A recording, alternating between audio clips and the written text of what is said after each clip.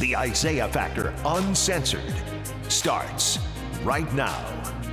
And welcome to The Factor Uncensored. Tonight, a New Jersey woman shares her shocking story. But let's start here. In 1996, when the Fugees, featuring Lauryn Hill, released this hit and their award-winning music video to Killing Me Softly. Strumming my pain with his fingers. One time. Singing my life with his words. Two times. With the feel of Cooley High, the man who directed that video was Aswad Ayinde. And while he was praised in the music industry, he had a much darker side, a monstrous side. According to his daughter, he not only got her pregnant once, twice, but 5 times. His own daughter. Aziza Kibibi says Ayinde, her father, also sexually assaulted her 5 other sisters. Ayinde was convicted and is now serving 90 years in prison. His daughter takes us down her hellish rabbit hole with the man that's her biological and twisted father. So when I was 8 years old, my father started molesting me. And even, before then, he was abusive to my mother. That happened in the younger area of my life. I saw him hit my mother for the first time when I was pretty young, even though I grew up thinking that they just had the perfect relationship. Mm-hmm. But that's all you knew. That's all you saw. Right. I saw love, and he was polygamous. He did then claim polygamy as part of his culture, and he started dating other women. So I grew up with my mom as his wife, but him also having girlfriends who my mom got along with. But then when I turned, was she forced to get along with them, or she just decided to give in? I mean, that's hard for me to say because, of course, I'm a child. Right. I would think that there was some coercion there because I do remember them arguing about it when she found out that he was with someone else. But at the same time, once that structure was established, she seemed fine with it. Her what he would call her sister wives, though he never really married anyone else other than my mom, were her friends as well. So, for a lot of my childhood, it seemed pretty happy. It was enjoyable. Yes, it was out of the ordinary compared to my other cousins on my mom's side, but it was normal for us and for me. And I was homeschooled as well. So I didn't know anything about the public school system except for what my cousins would tell me about.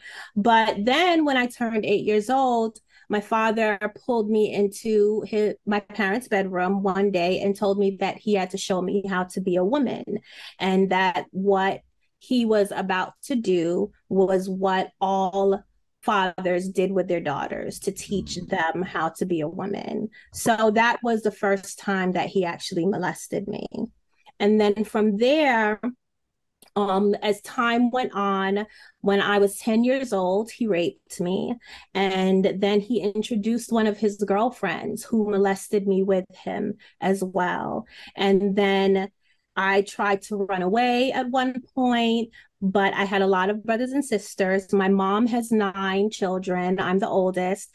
And my dad has 21 children. So at the time, I was left home a lot with my siblings, taking care of them. I taught them how to read and write. I was a very responsible young little girl.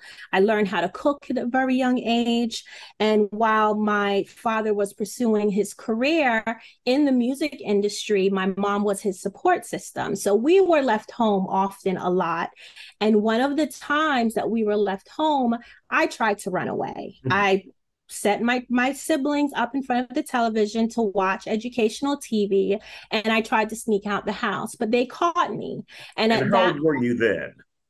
I was between 10 and 11 years old. And you have to understand, Isaiah, one thing that trauma does, it makes some things a blur.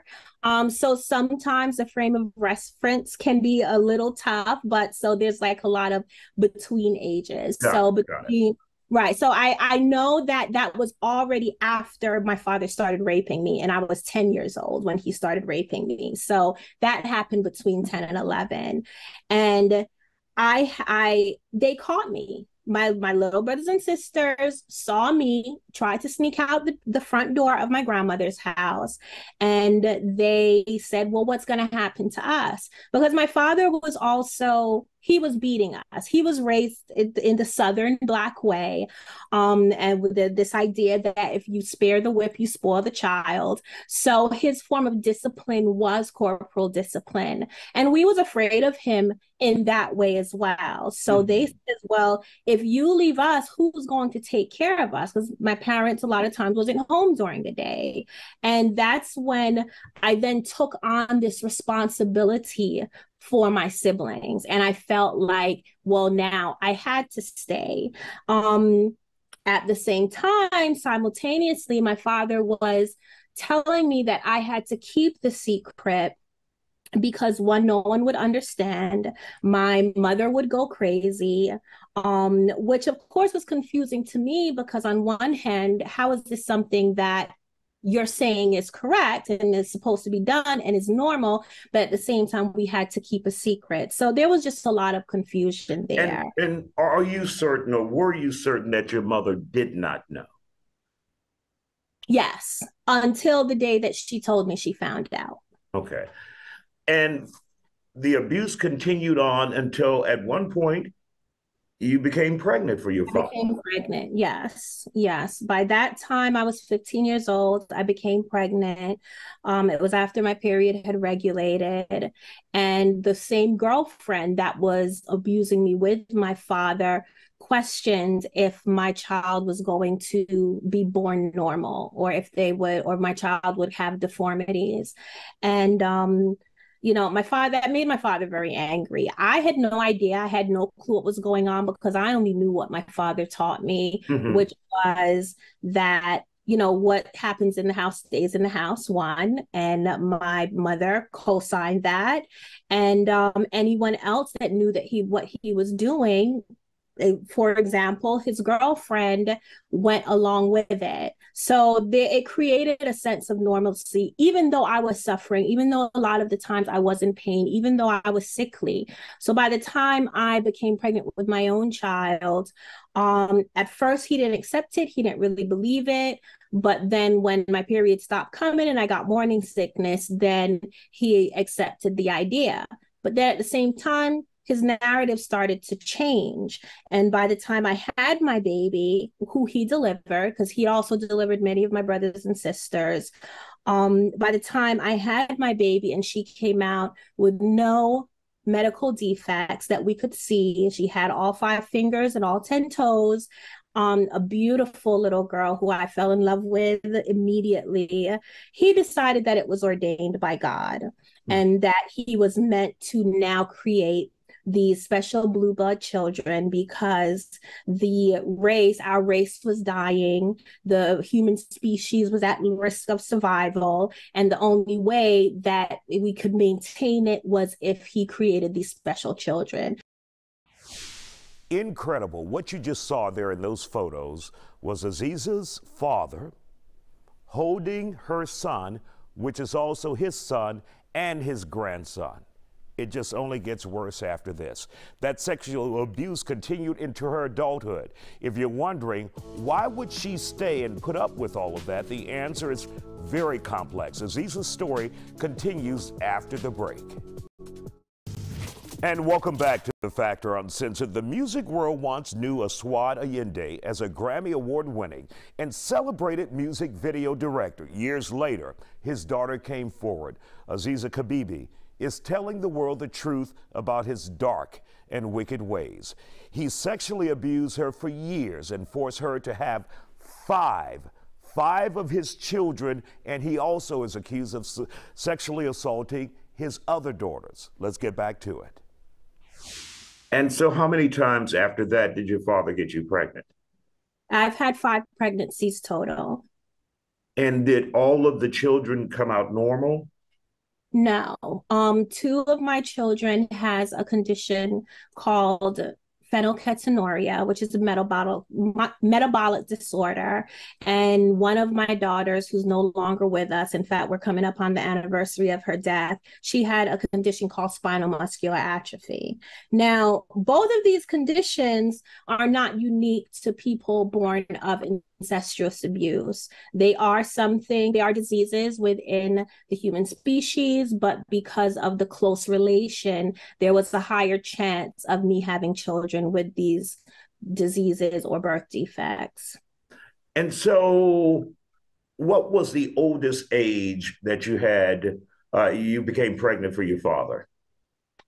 The oldest age, I was 21. Okay. And so obviously, people are going to say, by now, you should know better. Oh, they have.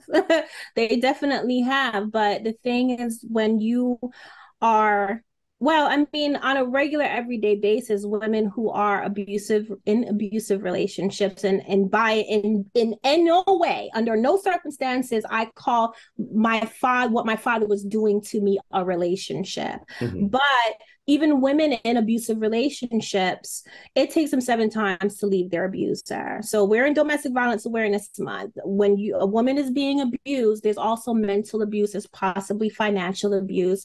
And those things ends up making it very difficult for the woman to leave. I was raised in fear. I was raised being tortured at different times. My father did sounds like very sheltered, didn't let you out, go to public school, homeschool. Right. I wasn't allowed to see doctors. Right. I wasn't allowed to see doctors or nurses. So I had no contact, very limited contact with the outside world.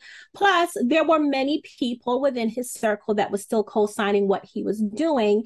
And the fact that I had so many brothers and sisters, everyone was trained to watch each other and tell on each other if they was ever seen speaking to someone outside of the family. And so, let me ask you, Aziza, when did you know this was wrong, what I was doing with my father? And I hate to say what you were doing, more so what he was doing to you, having sex with you, getting you pregnant. At what age did you say, this isn't right? All throughout my life, at different ages, there was definitely a mental turmoil, a psychological turmoil with what I was going through, because I was seeing my father win in life. I was seeing him win an MTV Music Award. I was seeing him getting paid and being recognized by people in his community and celebrities that he worked with and celebrities that he dated. So, and really quick, before we move on, tell us some of the videos that he directed that people may know him by. So make a complete picture of all of this. His most known work was Killing Me Softly by the Fugees. That's Wyclef Jean, Lauryn Hill, and Proswell. And that's his director. Yes, he was the music video director. He won an MTV Music Award for that video. And he's done other work for the Fugees. He also did a video called Cowboys, and I believe a video called Many Mics. Some of the other artists that he's worked with Japanese artists, people more like globally. But after his relationship with the Fugees soured, then his career kind of took a nosedive. How did that happen? My first son by my father, when he was born, my father delivered him. It was a very difficult pregnancy because my father did physically abuse me throughout my pregnancy. And he woke up one day with seizures. He was 5 months old. Now, we wasn't allowed to go to the hospitals, but my brother was visiting and he convinced my mom to allow me to go to the hospital. When I put on the paperwork that my father was also my baby's father, it raised a red flag. Mm-hmm. And that's what started the process. Now, it still took a few years for me to finally liberate myself, which literally through the process of getting my children back, being educated and now being around people and realizing that everything that my father raised me to believe were mostly lies and he was being manipulative, then one day I found the strength to stand up to him. And it was actually in defense of him he was about to rape my little sister. So I stood up in defense and that just shocked him completely. How many of your siblings did your father actually rape? He abused five of his Girls. daughters. Wow. Yes. But you survived, and here you are today.